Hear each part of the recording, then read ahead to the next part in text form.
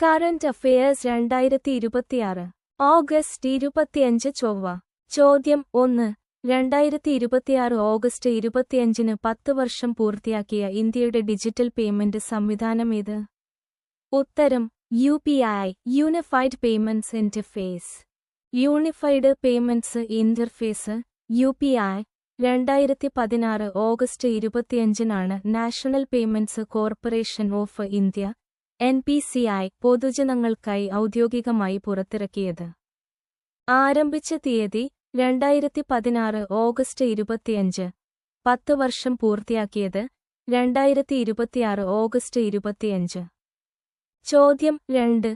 2026-ലെ ദേശീയ അധ്യാപക പുരസ്കാരം എത്ര സ്കൂൾ അധ്യാപകർക്ക് നൽകാനാണ് തീരുമാനിച്ചിരിക്കുന്നത്? ഉത്തരം 48 അധ്യാപകർക്ക്. ആകെ തിരഞ്ഞെടുക്കപ്പെട്ടവർ 48 അധ്യാപകർ, 26 പുരുഷന്മാരും 22 സ്ത്രീകളും. 2026 സെപ്റ്റംബർ 5-ന് ദേശീയ അധ്യാപക ദിനത്തിൽ ന്യൂഡൽഹിയിലെ വിജ്ഞാൻ ഭവനിൽ വെച്ച് ബഹുമാനപ്പെട്ട രാഷ്ട്രപതി ദ്രൗപദി മുർമു അവാർഡുകൾ സമ്മാനിക്കും. ചോദ്യം 3. പശ്ചിമഘട്ടത്തിലെ ഈക്കോളജിക്കലി സെൻസിറ്റീവ് ഏരിയ വിജ്ഞാപനത്തിന്റെ മലയാളം പതിപ്പ് പ്രസിദ്ധീകരിക്കാൻ കേരള ഹൈക്കോടതി എത്ര ദിവസത്തെ സമയമാണ് അനുവദിച്ചത്? ഉത്തരം 10 ദിവസം. പശ്ചിമഘട്ടത്തിലെ പരിസ്ഥിതിലോല പ്രദേശങ്ങൾ ഈക്കോളജിക്കലി സെൻസിറ്റീവ് ഏരിയ സംബന്ധിച്ച് കേന്ദ്ര സർക്കാർ പുറപ്പെടുവിച്ച കരട് വിജ്ഞാപനത്തിന്റെ മലയാളം പരിഭാഷ വെബ്സൈറ്റിൽ പ്രസിദ്ധീകരിക്കാൻ 10 ദിവസത്തെ സമയമാണ് കേരള ഹൈക്കോടതി സംസ്ഥാന സർക്കാരിന് അനുവദിച്ചത്. പൊതുജനങ്ങൾക്ക് നിർദ്ദേശങ്ങളും എതിർപ്പുകളും അറിയിക്കുന്നതിന് തടസ്സമുണ്ടാകാതിരിക്കാനാണ് മലയാളം പതിപ്പ് വേഗത്തിൽ ലഭ്യമാക്കാൻ കോടതി ഉത്തരവിട്ടത്. ചോദ്യം 4. 2026 ഓഗസ്റ്റ് 25-ന് ഇന്ത്യൻ റെയിൽവേ ആരംഭിച്ച പ്രത്യേക ശുചീകരണ പ്രവർത്തനം പ്രധാനമായും എന്തുമായി ബന്ധപ്പെട്ടതാണ്? ഉത്തരം റെയിൽവേ സ്റ്റേഷനുകളിലെ കുടിവെള്ള ടാങ്കുകളും ഫിൽട്ടറുകളും ശുചീകരിക്കുന്നതുമായി ബന്ധപ്പെട്ടത്.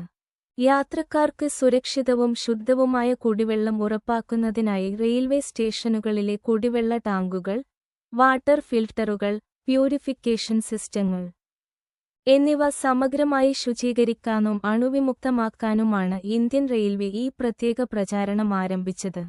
ചോദ്യം 5. ഇന്ത്യയിലെ ആദ്യ ഹൈസ്പീഡ് റെയിൽ ടെസ്റ്റ് ട്രാക്ക് ഏത് സംസ്ഥാനത്താണ് നിർമ്മിക്കുന്നത്?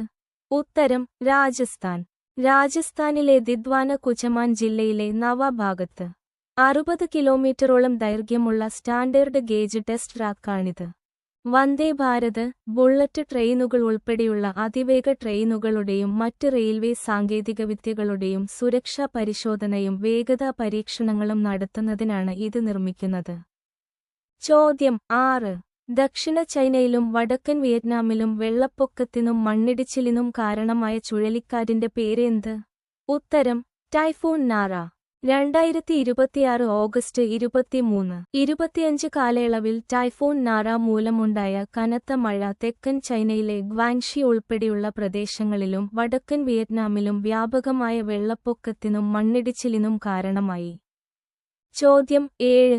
2026 ഓഗസ്റ്റ് 25-ലെ വാർത്തകളിൽ ICC പിഴ ചുമത്തിയ ഇന്ത്യൻ ക്രിക്കറ്റ് താരം ആര്? ഉത്തരം യശസ്വി ജയ്സ്വാൾ.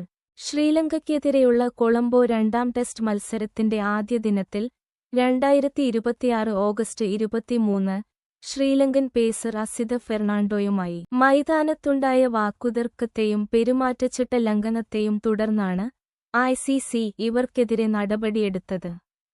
മത്സരഫീസിന്റെ 25% പിഴയും ഒരു ഡീമെറിറ്റ് പോയിന്റും യശസ്വി ജയ്സ്വാളിനും അസിത ഫെർണാണ്ടോയ്ക്കും ICC ചുമത്തി. ചോദ്യം 8.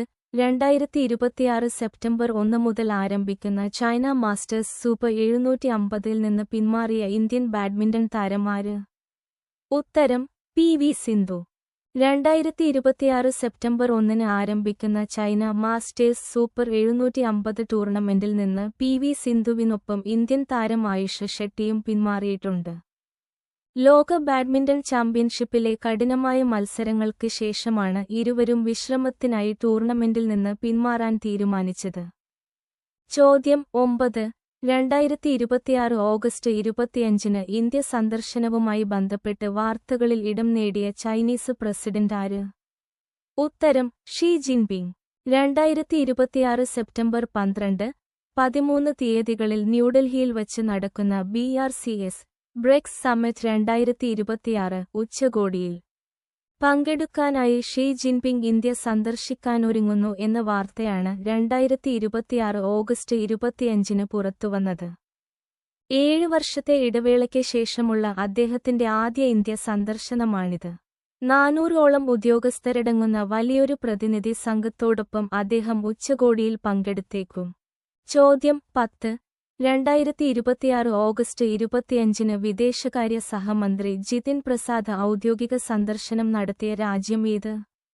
ഉത്തരം മൊറോക്കോ. കേന്ദ്ര വാണിജ്യ വ്യവസായ IT സഹമന്ത്രിയായ ജിതിൻ പ്രസാദ് 2026 ഓഗസ്റ്റ് 24, 25 തീയതികളിൽ ഔദ്യോഗിക സന്ദർശനം നടത്തിയത് മൊറോക്കോയിലാണ്. ഇന്ത്യ മൊറോക്കോ ജോയിന്റ് കമ്മീഷന്റെ 7ാമത് യോഗത്തിൽ പങ്കെടുക്കാനും ഇരുരാജ്യങ്ങളും തമ്മിലുള്ള വ്യാപാര സാമ്പത്തിക ബന്ധങ്ങൾ ശക്തിപ്പെടുത്താനുമാണ് അദ്ദേഹം മൊറോക്കോ സന്ദർശിച്ചത്. Thank you for watching.